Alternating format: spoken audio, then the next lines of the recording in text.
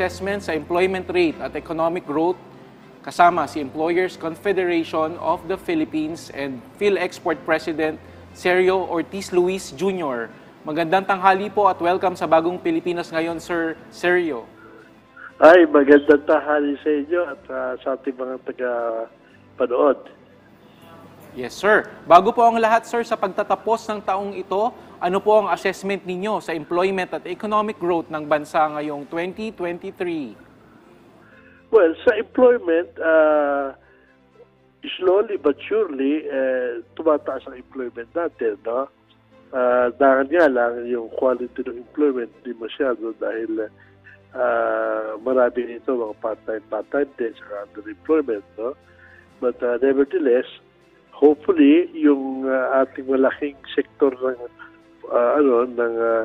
informal sector sana, unti-unti lang mahata. Kaya nga may project kami ngayon, yung tinatawag na jobs.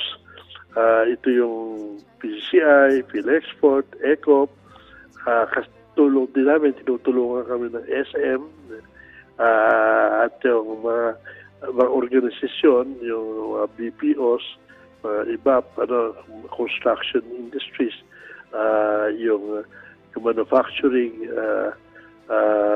safety, tumutulong na kasama rin namin dito ang DOLE at ang DTI para makakreate kami ng more jobs. No? Nung ginawa namin ito noong 2021, yung create 1 million jobs, nagawa naman yun, hindi lang namin na-meet nung end ng 2021. Pero noong 2022, noong mga March, na-meet namin yung 1 million goal. Ito, nag-targeting more than 1 million sa employment ngayon. Sir, ano naman po ang masasabi ninyo sa pagbagal ng inflation natin ngayon sa bansa? Paano po ito nakakatulong sa economic growth ng bansa? Alam nyo, nung nag-high tayo ng mga 8% sa inflation, talaga hirap ang tao. Dahil ang mga presyo ng bilihin tumaas, ngayon, bumababa na. Hopefully, tuloy-tuloy na. I think nasa 5 tayo ngayon, hopefully, ma-meet natin yung target next year na 2 to 4%. Medyo mahirap sabihin. Meron din mga challenges na kung bakit mahirap gawin niya. Alam na natin yung mga geopolitics issue, nakaka-apekto yan, pati yung mga wars, na somehow indirectly nakaka-apekto sa mga presyo ng bilihin, saka yung supply chain na apekto ng tumataas tuloy. So hopefully, unti-unti ma-resolve yan para na yung inflation natin, ma-meet natin yung target. Alright, sir. Pagdating naman po sa employment, sa inyong palagay, Sir Sergio, sa inyong opinion po, paano po kaya makakabawi yung mga nawalan ng trabaho mula sa iba't ibang sektor na apektado ng mga nagdaang kalamidad, particular po dito sa Visayas at Mindanao? Well, dapat talaga, tama naman ang ginagawa ng ating gobyerno ngayon, trying to create, to gather investment, and create jobs. Dahil investment is translated to jobs. Dahil nga lang, in spite of the fact na talaga hirap tayo kumuha, pinakamaliit pa rin ang parte natin din sa mga investment na dumadating. May mga issues pa rin dito tayo sa Pilipinas na nasasayang dahil napakaliit ang parte na kukuha natin compared to our neighbors like Thailand, Singapore, Vietnam. Sa kanila na pumunta yung bulk na investment. Maraming, for instance, na umaalis sa China, even yung mga US, hindi naman sa atin na pumunta. Doon na pumunta rin doon sa mga neighbors natin. Dapat sana masolve natin yung mga problema. Meron tayong mga problemang self-inflicted na dapat sana masolve natin. Alright, sir, tungkol naman po sa itinutulak ng ating bansa na digitalization and innovation sa mga negosyo, paano naman po ito makakapagbigay ng oportunidad at hanap buhay sa ating pong mga kababayan? Alam nyo, yung digitalization talagang kailangan yan, saka yung innovation. Ang problema, yung mga ng gobyerno natin, pag may problema gagawin, ang sagot, digitalization eh. Yan tool yan, hindi yan ang answer doon sa problema. Maraming gagawin. Hihingi ka sa Bangko Sentral ng ganito. Alam mo yan, pag digitalize tayo, akala mo naman, dadami yung pero dahil nag-digitalize ka, nahihirapan pa nga iba. Ibig sabihin, it's a tool, it's not the answer, it's not the solution. So what is the solution? Well, talagang tingnan yung problema, gamitin yung digitalization para bumilis yung pagsolto sa problema. Kung kulang ng pera, dagdagan yung pera, yung allocation ng pera, iayos. Ano? Kagaya halimbawa niya, laki-laki ng budget natin, may mga agencies naman na napakabagal gumamit ng pera. No? Nandun yung pera, hindi naman nakikinabang ang ating bayan sa pera na yan.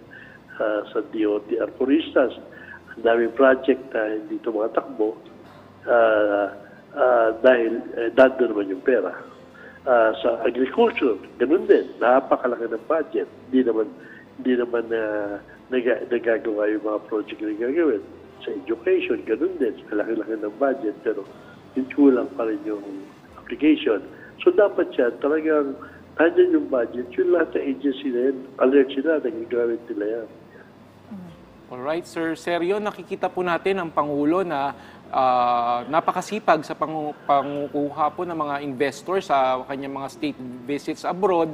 Marami-rami na rin po siyang naiuwi ng mga investment pledges at mga deals, no, mula sa kanyang mga state visits. Ang tanong po ng karamihan, kailan po kaya mararamdaman naman ng ating mga kababayan yung epekto nitong mga investment deals na bit-bit pabalik sa bansa ng ating Pangulo? Ay, sa totoo lang, nararamdaman naman yan dahil yung mga project na tumatakbo rito, gawa ng investment. Kaya lang, hindi ganun kabilis. Meron mga investment, for instance, na sinasayang natin dahil may mga issues nga tayong ginagawa. Natayap natin, di ba? Itong nakakatakot na pag-umbisi ka rin. Pagka nagbabiyahe, naghihingi ng investment, ang unang sinasabi ng mga nung araw, mahirap ka sa inyo, napakiratot ng policies nyo So, pinipili nila yung mga walang issue, even labor issues.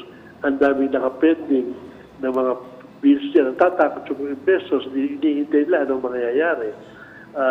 Even yung mga kontrata ng iba, yung mga Chinese contracts, noon, every week, may mga pumunta pagkatapos ng biyahe ng presidente noon, every week, may mga kung ano ng probinsya pumunta sa amin, naghahanap ng investment.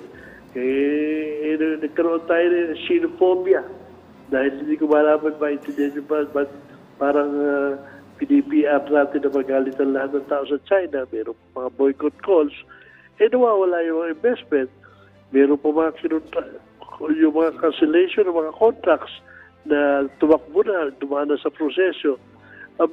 Sinasabi ng mga ngayon, kung kontratang tumatakbo na, kinakancel nyo paano kami mag-i-immerse na nakakatakot? Yun ang dapat natin solve. Tama naman yung sabi ni Presidente, kailangan ng bagong halimbawa approach dito sa issue ng West Philippine Sea. At wala naman nangyayari talaga. Pumipian lang tayo, nagagalit lang mga sa China, nagagalit rin lang yung lahat ng kalaban ng China, kampihan ng kampihan, pirma sa kamalada, wala naman nangyayari. So ano mangyayari sa atin? Nawawala pa mga investment, nawawala pa yung programa. So dapat siya talagang pag-isipan, makipag-usap at buksan yung lahat ng channels na magagamit. Alright. Nakita naman po natin na ang Pangulo, sinabi niya magkailangan ng parang paradigm shift. Yes, tama yun. Kasi, wala nangyayari, sayang lang. alright. Ginawa natin telenovela, yung West Philippine Sea. Maraming bida, maraming kumisikat, wala naman nangyayari. Baka mapunta pa tayo sa giyera sa huli. Alright. So talagang kailangan pag-isipang mabuti yung balance nito, no? Sir, yung economic effect dahil pinakamalaking trading partner po natin, no, ang China. Totoo. Madaling sabihin yung ilipat natin, pati yung mga project, kumahanap tayo na iba, madaling sabihin yun. Sila lang, pero yun ang available, yun ang pinakamalaking. Alright. Punta naman po tayo dito sa inyong proyekto para sa taong 2024. Meron po kayong kampanya, ito po yung Project Jobs na collaboration ng PhilExport at Philippine Chamber of Commerce and Industry. Ano po ang detalye nito, sir? Well, sabi ko nga, ginawa namin noong 2021 yan, yung 1 million jobs. Hindi na naulit doon dahil nagpalit ang administrasyon. Ngayon, pati yung mga yung lumalapit sa amin na although tumataas yung mga jobs, we would like to do it faster. So yun, gagawin namin uli ngayon yung mga sektor na sumama sa amin, pati mga government agencies. Kami, naglalagay kami ng platform para doon sa matching, ng business matching, tsaka yung mga fairs para sa job, at i-identify namin yung mga bawat sektor, mga kumpanya, kung alin ang available na jobs, at itatama namin yon. Hopefully, makaka-create ng 1 million jobs after a while. Alright, sir. Meron na ba tayong na-enlist na mga malalaking kumpanya na makikibahagi dito sa ating Project Jobs program po? Ay, marami. Ang unang-una talagang sabi dyan, yung nag-volunteer yung SM na offering facilities, yung help to be able to do that. Dahil kasama sila sa PISAC sad sila sa jobs talaga. Pangalawa, yung mga association like yung SAFE, Semiconductor, yung Manufacturing Association, yung mga Mining Association, all of them talagang gusto nila sumama to create jobs. Alright, bukod po sa mga nabanggit, ano pa po ang inyong nakikita o projection sa economic growth ng bansa at employment situation po sa susunod na taon? Well, sabi ko nga, slowly but surely tumataas sa ating employment habang tumatakbo yung mga project natin. Maganda naman yung mga project na inuuna, lalo na sa infrastructure, tapos yung mga inuumpisa natin sa agriculture. Hopefully, yung agriculture, napakalaking sektor na manggagawa. Alam mo, 86% na ating manggagawa nasa informal sector. Wala namang mga employment siya. 16% lang yung nasa formal sector. Yung informal sector, yan ang dapat natin talagang ma-convert sa formal sector, lalo na dyan sa grupo ng agricultura, at saka yan talagang magpapaulad sa ating bayan. Alright, maraming salamat po sa inyong oras. ECOP at PhilExport President, Sergio Ortiz Luis Jr. Maraming salamat din sa inyo at sa ating mga tagapanood.